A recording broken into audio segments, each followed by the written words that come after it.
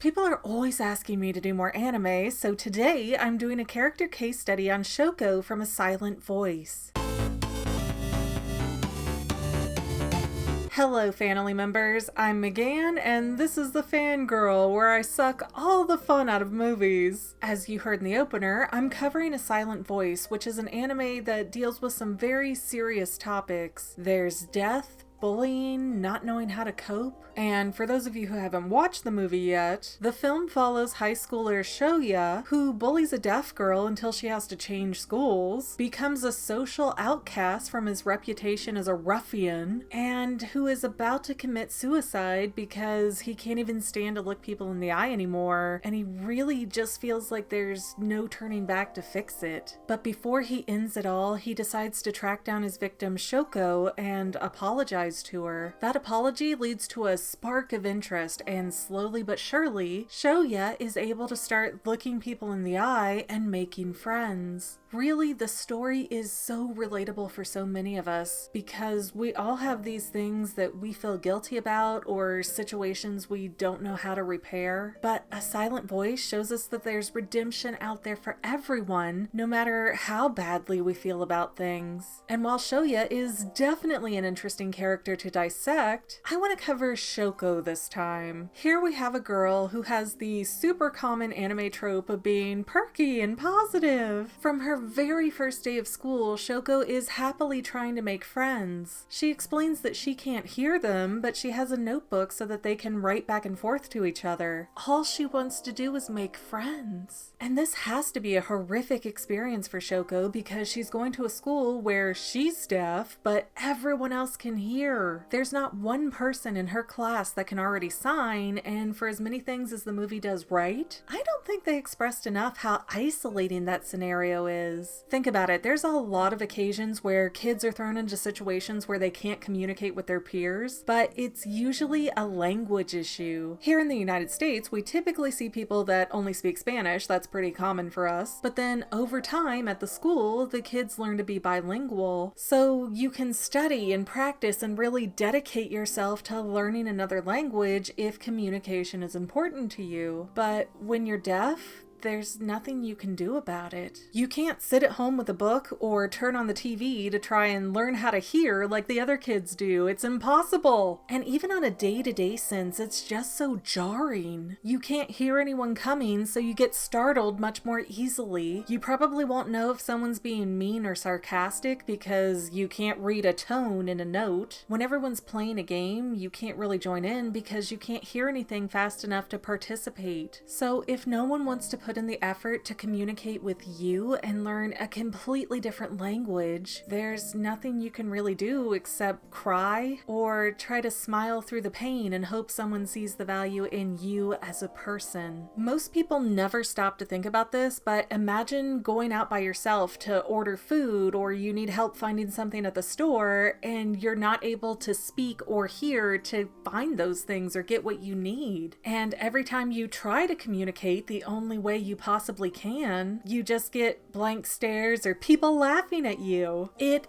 is horrible. Sincerely, I get so annoyed that so many schools across the United States will teach Spanish or French, German if you're fancy, but very few schools before the college level will ever teach American Sign Language. And I don't think that's right because it is a form of language. Even though it's not a foreign language, it's still something completely different that you have to train yourself to know. Except for a lot of people, it's not as hard to learn as a foreign language, and it has a much bigger societal impact for us. I mean, you might go anywhere and run into a person who's deaf, but how often are you going to use Spanish or German or French or even Japanese? So all public schools should be putting more resources towards learning things that actually benefit our own community. Nah, let's learn a European language when 99% of the students will never leave the state they were born in, let alone the country. That's some sound logic. And even though A Silent Voice is set in Japan, Shouko faces a very similar issue. Learning sign language is such a foreign concept for the school that even when they try to implement these short morning lessons for the benefit of Shouko, some students totally rebel against the idea. The gap between Shouko and the other students keeps getting broader and broader until she becomes a very easy target to pick on. And that's where Shoya really starts to shine as a kid. He grabs her hearing aids out of her ears, takes her notebooks, really everything he can, and just destroys it. And Shouko isn't dumb, she knows she's being picked on, but she just keeps asking to be friends with Shoya and everyone else. Eventually her parents do the right thing and decide that her mental health is more important than a school district, meaning they put Shouko in a different school. And I don't care how many of you sit there and say, oh, well, you should tough it out. That's not like the real world. You can't run away from your problems there. Oh yeah? Have you ever had a job that you hated in the real world? Because what happens? You find another job and you quit. You don't just sit there and be abused day after day after day after day and hope it'll get better magically somehow. There is nothing worth the cost of your mental health. And if that means that you have to change schools or homeschool or whatever else to keep you well, then that's what you do and forget everybody else. Their opinions are stupid and ill-informed anyways. When you're a minor, you don't get to call very many shots. It's not like when you're an adult and you can quit your job or file a lawsuit against your working conditions or even say, hey, my friends suck, I'm gonna go make new friends. As a minor, you're stuck in this bubble world that you really don't get any control over, and you also don't have a brain developed enough to realize things end, things change, it's not going to be like this forever. I think it's very dangerous to let people stay in unfit mental conditions because mental health is very difficult, if not impossible, to get back once it's gone. You can't really flip a switch and decide to love yourself after your inner monologue is changed to say, they're right, you're garbage. That's not how it works. So don't you dare at me. Leaving that school was a great choice for Shouko. And her parents even got her into a school for hearing impaired students, which is great. However, I do want to point out that in most countries, these types of schools are few and far in between. Many families aren't just able to quit their job and move to a place where they have a school that caters to their child's special needs. So that's not a solution for everyone. And unfortunately, American public schools don't seem to be getting any better, so I don't know what the good alternative is. And if you're in that situation, I'm sorry that it's not more simple than that. But after Shouko and Shoya become friends, Shouko starts developing romantic feelings towards Shoya. But she doesn't know how to express that in any way that Shoya can understand because his sign language is so limited. So after believing that she was a hopeless burden, Shouko jumps out of a window to kill herself. Now, Shoya saved her, but he ended up falling himself and almost died in the process. In the end, Shoya wakes up from his coma, there's a romance budding between the two, and they both start to change their mindset about who they are and what they're worth. Not only do I love this movie for its very strong suicide is not the answer message, but it really reaffirms how much representation matters. Shouko rarely tries to speak in this movie, but her voice is so powerful. Many younglings with disabilities feel like there's no point in being alive, that they'll never be normal, that they'll never make friends, that it never gets better. And we spend a lot of time and effort in the media making sure the LGBT community knows that it gets better, and that's fantastic, but in a lot of ways we've failed to give that same message to people with disabilities, especially invisible disabilities. There are adults who have never interacted with a special needs individual and they never want to do so. And to each their own and all, but